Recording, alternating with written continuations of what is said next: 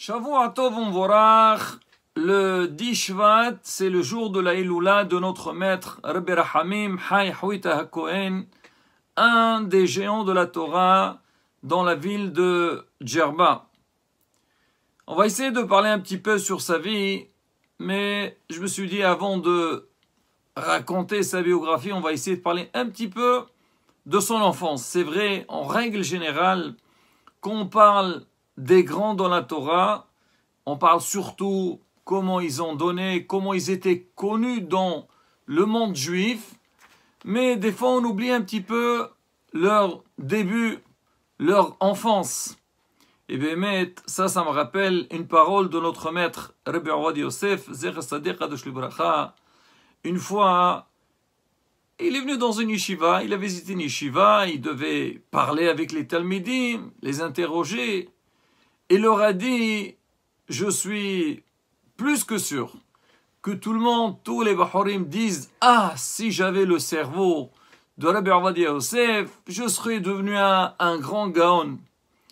Il leur a dit, sachez que moi, quand j'étais jeune, j'étais pas quelqu'un de terrible.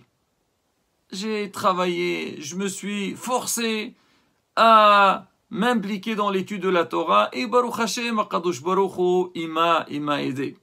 Et justement, on va raconter donc l'histoire sur son début d'étude de Morena Rabbi Haim Cohen et on verra à la fin que il y a un grand parallèle avec notre maître Rabbi Ovadia Yosef.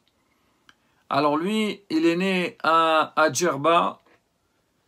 Alors sa mère, c'est une descendante de Shaul Cohen et qu'on dit qu'elle est alliée à Ezra Sofer. Donc, Mishpaha Shel Kedushim. Alors son père, c'était quelqu'un qui est Ohev Torah Velomdeha. Mais on connaît les gens d'avant, ils avaient une grande aracha, un grand estime à ceux qui étudiaient la Torah. Parce que pour eux, les Talmidei Hachamim, les gens qui sont dans la Torah, ils sont ce qu'on appelle Maor Israël. C'est la lumière pour le clan Israël. Et donc son papa, il s'appelait Hanina, alors lui, il respectait beaucoup les Talmidei Hachamim et bien sûr, espérait que son fils un jour, il sera un grand Talmid Hacham. Mais malheureusement, le papa de Rabbi Hawita, il est tombé malade. Et la situation était très difficile dans la famille. Et un jour, donc il était tout petit, Rabbi Hawita, il a vu qu'il a fallu faire un effort pour rapporter quelque chose pour la famille. Il a décidé d'arrêter d'étudier et aller travailler comme tout le monde et gagner une petite parnassa. Et il est parti apprendre la bijouterie. Alors son rave qui était Rabbi Dido Cohen, c'était un Talmid Hacham Atsoum, on raconte sur lui, il passait 16 heures dans la journée à enseigner aux élèves. Donc c'était vraiment Kullo Kodesh, entièrement pour la transmission de la Torah. Il est venu, donc, le jour en question, il est venu à la yeshiva pour donner son cours. Il a senti que le cours, il y avait, comme on dit, moins d'ambiance, il y a moins de courant dans le cours.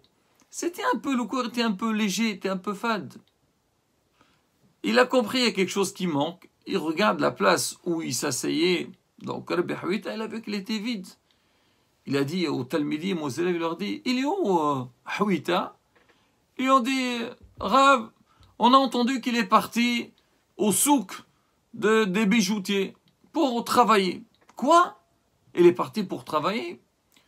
Sur le champ, le Rav s'organise et il va le voir. Il entre dans le souk, il cherche.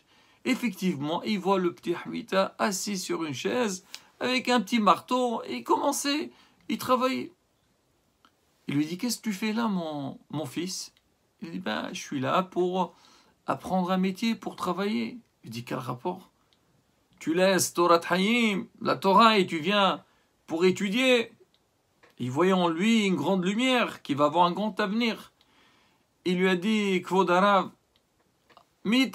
j'aurais bien voulu continuer dans l'étude de la Torah, mais vous savez très bien, on a des gros problèmes de parnassa à la maison, son papa il était malade, il faut que quelqu'un prenne en charge la famille, et donc j'avais pas le choix.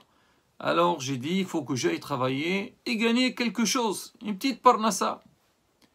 Le Rav, il entend ça, il lui dit, t'inquiète pas mon fils, je m'en occupe. Va, reviens à la yeshiva, et Bezrat Hashem, tout ira bien. Il lui dit, mais comment ça ira bien? Il faut bien, on a besoin d'argent, on a besoin de quoi manger. Il a dit, t'inquiète pas, je m'en occupe. Il a dit, vas-y, reprends, repars à la yeshiva, et Hashem est Bezrecha. Alors, Rabbi Hawita, dès qu'il entend cette phrase, cette promesse de son maître, il est parti en courant pour rejoindre ses livres et son limoud de Torah. Sur le champ, son maître, Rabbi Dido HaKohen, et il va voir 3 grands riches de la ville. Il leur parle et leur dit, écoutez, voilà, il s'agit d'une famille qui est dans le besoin. Ils ont un enfant que, pour moi, il sera une lumière dans la Torah. Est-ce que vous voulez prendre entre vos mains cette belle affaire et subvenir aux besoins de la famille? Vous me donnez chaque mois une somme, un petit salaire, et moi, je ferai le nécessaire pour aider cette famille. On ne discute pas avec le Rav. Le Rav, il a demandé, pas de souci, ils se sont mis d'accord, et tous les mois, il lui donnait ce qu'il fallait, et le Rav, donc, il donnait à la famille de Rabbi Hawita. Plus tard, et Rabbi Hawita, il a grandi dans l'Imoud à Torah, le jour de son mariage. On sait que avant à Djerbakoy, un mariage, tout le monde était invité, surtout les rabbanim, un grand kavod pour les rabbanim. Et il y avait donc les riches aussi, ils étaient présents. Alors Rabbi Dido, il va les voir. Il leur a dit, vous savez, jusqu'à maintenant, vous avez aidé, vous avez soutenu donc une famille pour que leur enfant étudie la Torah. Est-ce que vous savez de qui il s'agit? On dit, on ne sait pas, Rabbi. Vous nous avez demandé et nous on a fait ce que vous demandez. Il a dit, sachez que le Hatan d'aujourd'hui, c'est Baruch Hashem, grâce à votre aide qu'il a pu arriver ce qui serait arrivé. Si vous n'étiez pas derrière à savoir qu'est-ce qui serait devenu donc ce jeune, et qu'est-ce que le monde, la ville de Djerba et le monde de la Torah, il aurait raté. À quoi ils ont dit ça? Ils étaient tellement contents que Baruch Hashem, que le Rav, il a été mezaké otam, ils avaient mérité de ce grand trésor. Et Bémet, on dit, et après on sait, dans les prochains cours, on racontera des histoires déjà dans l'Imoud à Torah. Alors, une petite anecdote seulement. Alors, on raconte sur Moreno Arav, Rabbi Meir Mazouz, alors lui, quand il a commencé à écrire, alors son père, Rabbi Masliach, lui c'était l'élève de Rabbi Hawita. Rabbi Hawita, c'était le Rav de Rabbi Masliach, de Rabbi Bougui, de Rabbi Khadir Saban, tous les grands de la génération, ils sont passés par lui. Et quand Rabbi Meir, il a commencé à écrire, alors son père, il a envoyé donc un des écrits de son fils à Rabbi Hawita. Rabbi Hawita, il était tellement étonné, il dit quoi? C'est lui qui a fait ça? Il était émerveillé de sa grandeur. Alors, lui a envoyé, il a écrit une lettre pour l'encourager, mais surtout dans ça, il lui dit, mon fils, ne perds pas ton temps. C'est vrai que si tu regardes autour de toi, tout le monde a envie un petit peu de... On s'intéresse tous à ce qu'on dit Havle Hazeman. Et il donne l'impression que c'est ça le but, c'est ça le principal dans notre vie, alors que le plus important dans la vie, c'est l'étude de la Torah, connaître les règles de la Torah, la profondeur de la Torah. Et c'est ça notre vie. Et alors donc on a dit que donc ces riches-là, ils étaient très contents de savoir donc qu'ils ont mérité d'aider ce Talmid Hacham. Sur Moreno Arav Yosef, on raconte la même chose. Lui, quand il était petit, et à un moment donné, son papa, alors bien sûr, il l'envoyait à étudier, mais son papa, il avait un concurrent. Et le concurrent, alors, il a ouvert, donc il avait un magasin, et il a mis sur place un livreur. Et les gens, ils préfèrent. On achète, on nous livre à la maison. Et il a vu que son commerce, il a commencé à baisser. Qu'est-ce qu'il a fait? Il n'avait pas le choix. Il a pris son fils. Il lui a dit, viens, travaille avec moi et toi tu vas m'aider donc pour t'occuper des clients, faire ce que j'ai besoin. Et quand son Rav Rabbi Azra Atiyah il est venu à la yeshiva, il n'a pas trouvé, il leur dit il est où? Ils ont dit il travaille avec son père.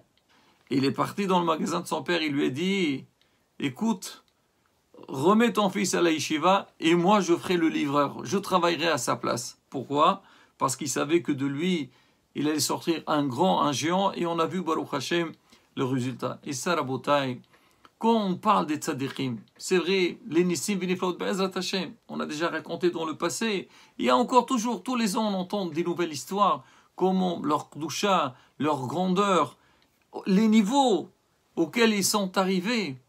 Mais Rabotai, ça c'est chaque chose, chacun, Baruch Hashem, Kadosh Baruch Hu, nous donne des enfants, comme on dit, c'est un trésor qui est entre nos mains, combien on doit exploiter dans l'éducation des enfants, former les enfants, les mettre dans la bonne voie.